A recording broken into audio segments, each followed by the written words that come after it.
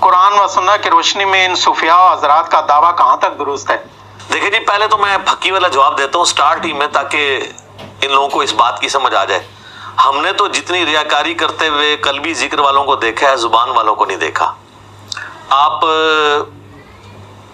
المعروف داتا دربار چلے جائیں جمعرات اور جمعے کی درمیانی رات کو، آپ گولڑا مزار پہ چلے جائیں جمعرات اور جمعے کی درمیانی رات کو، آپ کو کئی لوگ ملیں گے جنہوں نے حلقے لگائے ہوئے ہوں گے اور وہ ذکر قلبی کر رہے ہوں گے، اور یہ جو قمیض ہے نا ان کی، وہ بھی دل ایسے ایسے ہل رہا ہوگا اور لوگ امپریس کر رہے ہوں گے کہ میرا قلب جاری ہوا ہے۔ اس کو کہتے ہیں قلب جاری۔ حالانکہ یہ ٹوٹلی فراڈ ہے، یہ سائنٹیفکلی پاسبل نہیں ہے کہ دل اس طریقے سے باہر ہلے۔ ان کو پتہ ہی نہیں ہے کہ اللہ نہ کرے ان کا بائی پاس ہو تو پھر ان کو پتہ چلے گا کہ دل ہوتا کدھر ہے۔ دل یہاں پہ نہیں ہوتا۔ دل یہ جو آپ کو گوشت کا لوتھڑا نظر آ رہا ہے، اس کے پیچھے بڑی مضبوط پسلی ہیں، ان کے پیچھے دل ہوتا ہے۔ سر پسلی سے باہر دل نکلا ہے تو بندہ ہی مار جائے۔ وہ پسلی تو گرائنڈر چلا کے تو دل باہر نکالنا پڑتا ہے بائی پاس کے لیے۔ یہ جو ہل رہا ہوتا ہے نا، وہ گوشت، یہ مسل ہل رہے ہوتے ہیں۔ کئی لوگوں کو مسل کی تکلیف ہوتی ہے نا، تو کہ یار یہ مسل کی ہے۔ مسل کی تکلیف آلموسٹ جب وہ شدت میں ہوتی ہے، وہ لگتا ہے ہارٹ اٹیک کی، اور وہ مسلز میں ہو رہی ہوتی ہے، سردی کی وجہ سے ٹھنڈ لگ جائے کسی کو، وہ پھر ڈاکٹر چیک کرتے ہیں دل، وہ کہتے ہیں یہ تو مسل کی تکلیف ہے۔ وہ یہ جو اوپر والا گوشت کا جو لوتھڑا ہے نا، اس کو وہ پریکٹس کر کر کے نا اتنا کر لیتے ہیں، آپ بھی تھوڑی سی کریں تو ہو جائے گا، تو وہ ہلنا شروع کرتا ہے، اور لوگ یہ سمجھ لیتے ہیں ان کا دل جاری ہوا ہوا ہے۔ دل تو ادھر پہنچ ہی نہیں سکتا، وہ تو پسلی کے پیچھے ہوتا ہے۔ اتنا بڑا فراڈ ہے سائنٹیفکلی۔ ان کو کہ یار دکھائیں آپ، آج کل تو الٹرا ساؤنڈ ہو جاتا ہے، یہاں رکھ کے دیکھ لیں یہ دل ان کا باہر نکل کے دھڑک رہا ہے یا وہ گوشت کا لوتھڑا ہل رہا ہے۔ وہ آپ رائٹ سائڈ میں پریکٹس کریں تو ادھر بھی ذکر کافی جاری ہو سکتا ہے، ٹھیک ہے۔ ظاہر انہوں نے پریکٹس کی بھی ہوتی ہے، تو یہ ہوتا ہے ٹوٹلی فراڈ۔ زیادہ تر ریاکاری اس میں کر رہے ہوتے ہیں۔ باقی جو واقعی دل میں اللہ کو یاد رکھتے ہیں نا، وہ تو ایک معاملہ الگ ہے۔ بخاری و مسلم دونوں میں حدیث ہے، نبی علیہ السلام نے فرمایا، اللہ تعالیٰ فرماتا ہے، حدیث قدسی ہے، میں اپنے بندے کے گمان کے قریب ہوں جیسا میرے بارے میں گمان کرے، لیکن کرتوت بھی ٹھیک ہو۔ یہ نہیں کہ برے اعمال کر کے اچھا گمان رکھے، اچھے اعمال کرے اور پھر اچھا گمان رکھے کہ اس میں بھی مجھ سے کمزوری ہو گئی، اللہ کی رحمت سے، نبی صلی اللہ علیہ وآلہ وسلم کی شفاعت سے کمپنسیشن ہو جائے۔ پھر بخاری مسلم کی اس حدیث کے آگے الفاظ ہیں، اگر میرا بندہ مجھے دل میں یاد کرے تو میں اسے دل میں یاد کرتا ہوں، اگر وہ مجھے کسی مجلس میں یاد کرتا ہے تو میں اس سے بہتر مجلس، فرشتوں کی مجلس میں اسے یاد کرتا ہوں۔ قرآن میں بھی ہے نا، فاذکرونی اذکرکم، اے میرے بندو مجھے یاد کرو، میں بھی تمہیں یاد کروں گا، تمہارا چرچا کر دوں گا۔ ورفعنا لک ذکرک، نبی علیہ السلام کے لیے ہوا ہے نا، اللہ کو یاد کیا ہے پوری دنیا میں، اللہ نے ان کا نام بلند کر دیا۔ صلوات بر محمد وآل محمد، اللہم صلی علی محمد وعلی آل محمد۔ تو یہ سائنٹیفکلی بالکل غلط ہو رہا ہوتا ہے، یہ لوگ بڑے امپریس ہو رہے ہوتے ہیں، کرنٹ شاہ اور آپ کو اس قسم کے کئی لوگ مل رہے ہوتے ہیں۔ آپ بنیادی اصطلاحات سمجھ لیں، ایک ہوتا ہے ذکر بالجہر، عربی میں کہتے ہیں بلند آواز سے ذکر کرنے کو۔ ہم دیکھیں نا، یہ ہم کہتے ہیں مغرب، عشاء اور فجر کی نمازیں جہری نمازیں ہیں، ان میں بلند آواز سے قرات ہو رہی ہوتی ہے۔ اور ظہر اثر کو ہم کیا کہتے ہیں؟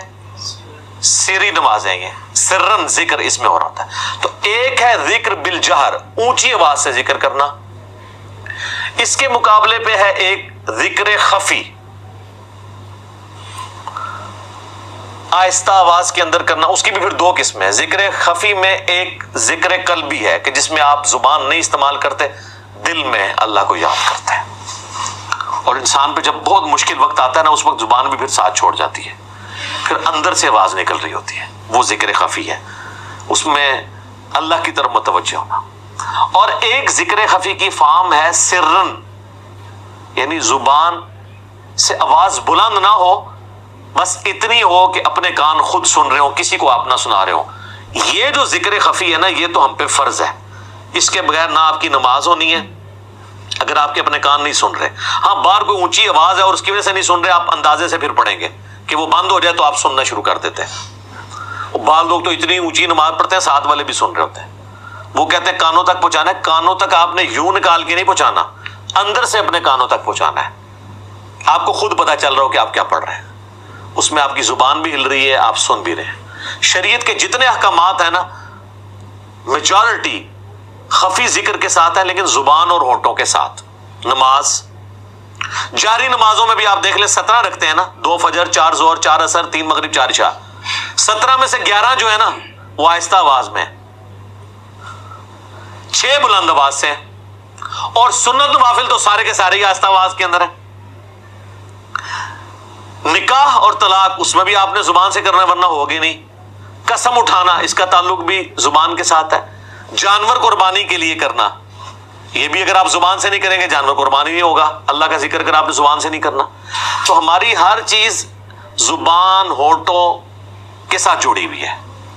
باقی یہ بات ان کی پارشلی درست ہے کہ اللہ تعالیٰ کو بہت بلند آواز کے ساتھ چیخنا اور ذکر کرنا ہے, جس طرح وہ دھاڑ رہے ہوتے ہیں اللہ کی. ہم بھی جب تھے دعوت اسلامی میں کرتے تھے, اور اس میں لوگ پھر وہ بے ہوش بھی ہو رہے ہوتے ہیں, کہتے ہیں وجد طاری ہو گیا. وہ وجد جو طاری ہوتا ہے نا, آپ چھوٹی سی سوئی ان کو مارے نا سارا وجد نکل جائے گا. اکثر فراڈی ہوتے ہیں. تو وہ آپ نعت کو چھوڑ دیں, ذکر کو چھوڑ دیں, آپ ویسے ہی آپ دیکھیں یہ لوگوں کو عشقی اقوالیوں کے اوپر بھی حال پڑ جاتا ہے. وہ پیورلی ایک سائنٹیفک فنامنا ہے ریزوننس کا.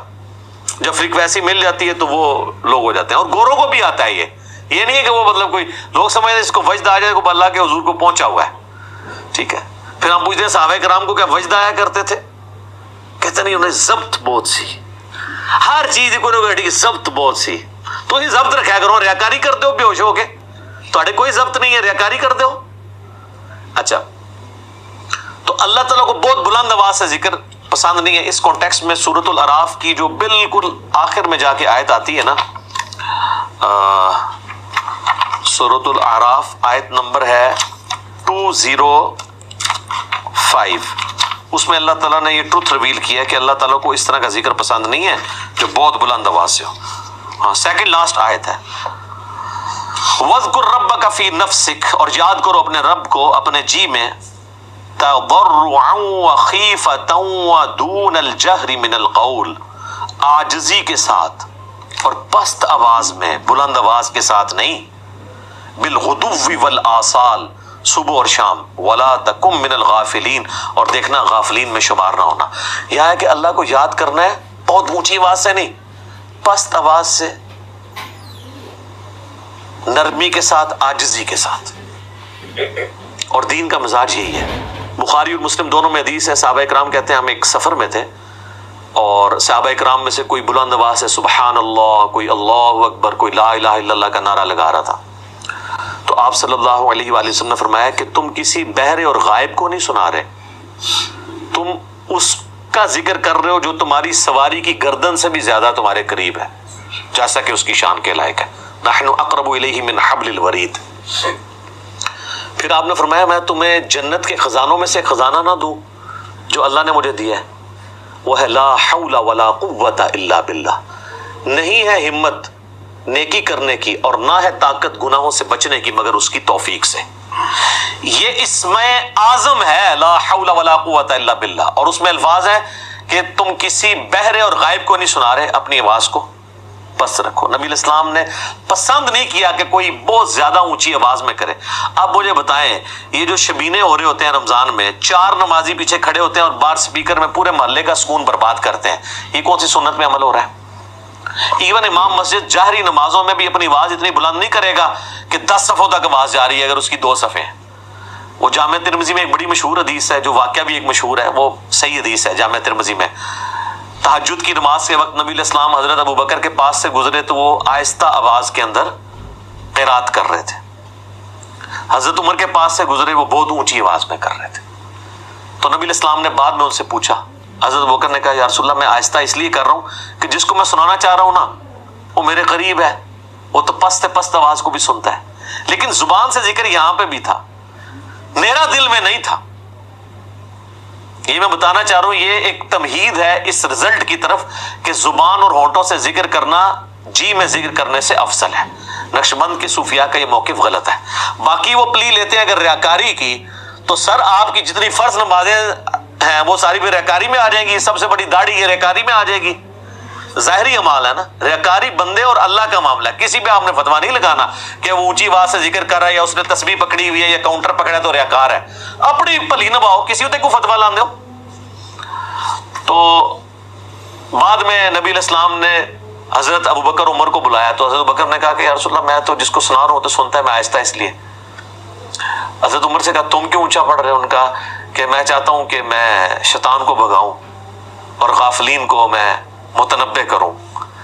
تو پھر آپ علیہ السلام فرمایا عمر تم اپنی آواز تھوڑی پست کر لو، ابو بکر تم اپنی آواز تھوڑی سی اونچی کر لو، یعنی ماڈریٹ. اس میں بھی ایک ترغیب ہے کہ نبی علیہ السلام نے زبان کے ذکر کو پسند فرمایا. اس کو سپورٹی وہ حدیث ہے جامع ترمذی کی جو ہم نے اپنے اذکار کارڈ پہ بھی لکھی ہوئی ہے. ایک صحابی حاضر ہوئے، کہا یا رسول اللہ شریعت کے تو اتنے اعمال ہیں کہ میں تو عاجز آ گیا ہوں، کیا کروں کیا نہ کروں، مجھے کوئی ایک نصیحت ایسی کریں میں لازم پکڑ لوں. تو آپ نے فرمایا تیری زبان ہر وقت اللہ کے ذکر سے تر رہے. یہ بھی ثبوت ہے کہ زبان کا ذکر دل کے ذکر سے افضل ہے. ٹھیک ہے، کہیں پہ نہیں ہے کہ نبی علیہ السلام نے یہ فرمایا ہو کہ تم زبان سے بھی ذکر چھوڑ دو، زبان تر رہے.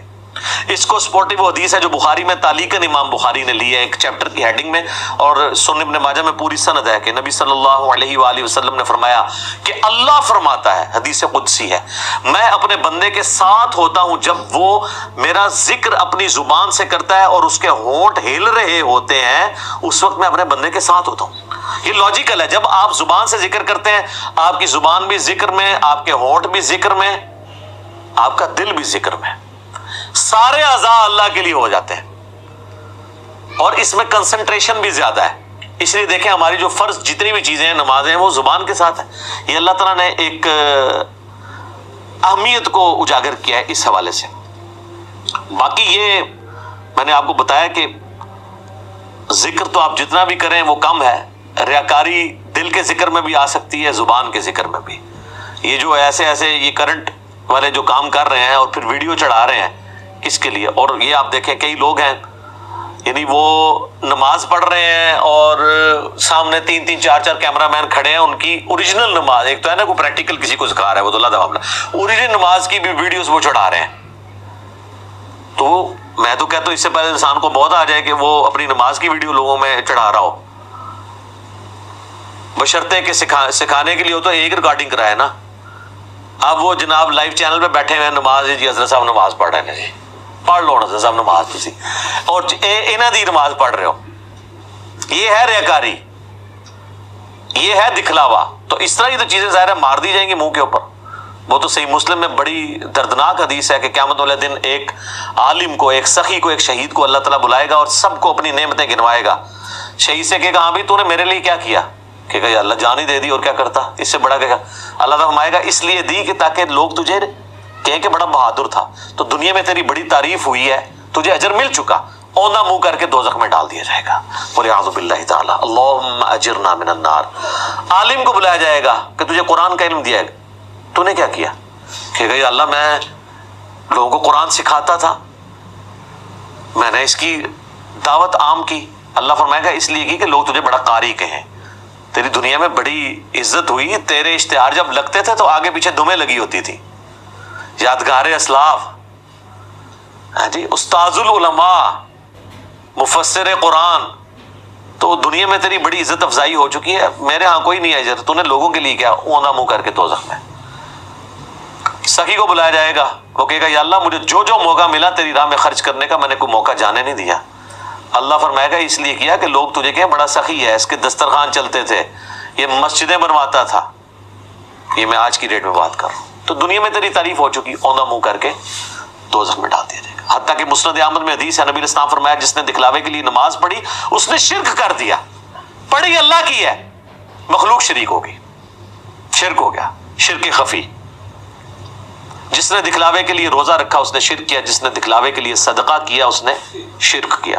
ریاکاری والا معاملہ یاد رکھیے گا، آپ کسی پہ فتویٰ نہیں لگائیں گے، اپنے اوپر ضرور لگائیں. آپ کسی کے اوپر فتویٰ نہیں لگا سکتے کہ ریاکاری کر رہا ہے، اپنے آپ کو ہمیشہ سامنے رکھیں گے. سنن ابی داؤد میں حدیث ہے جس نے دنیا میں مشہوری کا لباس پہنا، قیامت والے دن اللہ اسے ذلت کا لباس پہنائے گا. اب یہ جو زرق برق لباس پہن کے عجیب و غریب کلر کی پگڑیاں پہن کے آتے ہیں، ان کو خود سوچنا چاہیے کہ ہم اس لیے آ رہے ہیں کہ لوگ ہمیں کہیں، یا ہم اپنی پگڑی کے اوپر اتنا بڑا یہاں نالین کا بیج یا پھول اس لیے لگا رہے ہیں کہ ہم لوگوں میں ڈومیننٹ ہو جائیں کہ ان کا بڑا لیڈر یہ ہے. وہ خود اپنے اوپر سوچے، ہم نہیں فتویٰ لگاتے. اس کے اگینسٹ جامعہ ترمذی میں حدیث ہے جس نے استطاعت کے باوجود اچھا لباس ترک کر دیا، یہ نہیں کہ وہ گندا پہن لیا، بہت خرچہ نہیں کیا، قیامت والے دن اللہ تعالیٰ پبلکلی اسے جنت کا حلہ پہنائے گا کہ اس بندے نے دنیا میں میری خاطر عاجزی اختیار کی تھی۔ نبی الاسلام کی تو پوری زندگی عاجزی کے ساتھ ہے۔ تو ریاکاری کا فتویٰ ہم کسی کے اوپر نہیں لگائیں گے، اپنے اوپر تو خود بندے کو دیکھنا چاہیے نا وہ کس طرف جا رہا ہے۔ تو ذکر خفی میں بھی ریاکاری ہو سکتی ہے اور ذکر بالجہر میں بھی ہو سکتی ہے، یہ تو ڈیپینڈ کرتا ہے۔ اب کئی لوگ ہیں وہ مطلب اپنی نیکیوں کی داستان اس طرح سنا رہے ہوتے ہیں، میری تو جناب 10 سال تو روٹین ہے 3 بجے اٹھنا، 10 سال دے 3 بجے ختم۔ وہ حضرت سفیان ثوری رحمہ اللہ کے بارے میں مشہور ہے، محدث بھی ہیں اور ایسے محدث ہیں جنہیں صوفیاء بھی مانتے ہیں۔ کسی کے گھر مہمان گئے تو اس نے کھانا پیش کیا تو اس میں نمک کم تھا، تو انہوں نے کہا کہ تھوڑا سا نمک لے آؤ۔ تو اس نے اپنی بیوی کو آواز دی کہ جب میں 30 دفعہ حج کے لیے گیا تھا نا تو جو حرم سے میں نمک لے کے آیا تھا نا وہ حضرت صاحب کو پیش کرنا ہے۔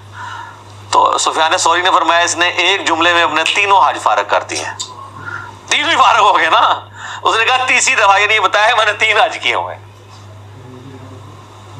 حسن بصری تابعی کہتے ہیں کہ صحابہ کرام اپنی نیکیوں کو اس طرح چھپایا کرتے تھے جس طرح اپنے گناہوں کو تم چھپاتے ہو، کیونکہ اللہ تعالیٰ تو دل کو دیکھنا نا۔ مسلم شریف کی حدیث ہے کہ اللہ تعالیٰ تمہارے شکلوں اور مال کو نہیں دیکھتا، دلوں اور اعمال کو دیکھتا ہے۔ اور مسلم شریف میں حدیث ہے گناہ وہ جو تیرے دل میں کھٹکے اور تو ڈرے کہ لوگوں کو نہ پتہ چل جائے۔ یہی کیفیت نیکیوں کے لیے ہونا تو پھر نیکیاں سنبھلی رہتی ہیں، ادروائز تو پھر نیکیاں ضائع ہوں گی، جس طرح یہ لوگ کر رہے ہوتے ہیں، بڑے بڑے جبے کبے پہن کے بیٹھے ہوتے ہیں۔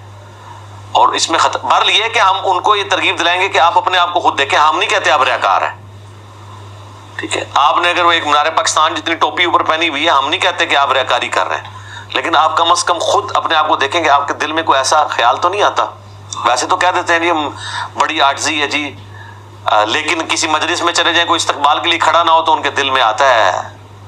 تو جامع ترمذی میں حدیث ہے کہ جس شخص کی یہ خواہش ہو کہ لوگ اس کے سامنے احتراماً کھڑے رہیں، وہ اپنا مقام دوزخ میں دیکھ لے۔ کتنا کریٹیکل معاملہ ہے، تو یہ خواہش نہیں دل میں پیدا ہونی چاہیے۔ اور جامع ترمذی میں حدیث ہے، انس بن مالک کہتے ہیں ہم میں وہ شخصیت تھی جو ہمیں ہر چیز سے بڑھ کر محبوب تھی، لیکن جب وہ ہم میں آتے تھے ہم ان کے استقبال کے لیے کھڑے نہیں ہوتے تھے، کیونکہ ہمیں پتا تھا وہ اس سے ناراض ہوتے ہیں، اور وہ اللہ کے رسول تھے صلی اللہ علیہ وآلہ وسلم۔ صلاۃ بر محمد وآل محمد، اللہم صلی علی محمد وعلی آل محمد واصحابہ اجمعین الی یوم الدین۔ تو ذکر آپ زبان سے کریں، یہ افضل ذکر ہے۔ بخاری مسلم میں حدیث ہے اللہ کا ذکر کرنے والا گویا کہ زندہ کی مثل ہے، ذکر نہ کرنے والا مردہ کی مثل ہے۔ اور سورۃ الرعد کی آیت نمبر 28 ہے، الا بذکر اللہ تطمئن القلوب، آگاہ ہو جاؤ بے شک اللہ کے ذکر میں دلوں کا سکون ہے۔ اور ذکر وہ ہوں گے جو نبی علیہ السلام نے تعلیم فرمایا ہے، بابوں نے نہیں سر، کتابوں میں جو آئے ہیں۔ یہ صوفیاء بڑے دعوے کرتے ہیں ہم نبی علیہ السلام تک پہنچے۔ میں نے کتنے عرصے سے چیلنج کیا ہے، دنیا کا کوئی ایک صوفی مجھے فرض نماز کے بعد کے 17 اذکار تجوید اور ترجمے کے ساتھ سنا دے، اور صبح و شام کے 25 کے قریب اذکار سنا دے۔ اس سے بڑا چیلنج ہے دیکھ کر نہ ایک دفعہ بغیر اٹکے ہوئے پڑھ کے سنا دے۔ وہ اٹکے گا اسی لیے کہ اس میں الفاظ ہی بڑے بڑے مشکل ہیں جو روٹین، یہ تو اپنے بزرگوں کے پڑھ رہے ہوتے ہیں، ہاں چند ایک سنت بھی ہوتے ہیں، تسبیحات فاطمہ پڑھ لی، آیت الکرسی پڑھ لی، باقی تو ان کو پتہ ہی نہیں ہے کہ اذکار کیا ہے۔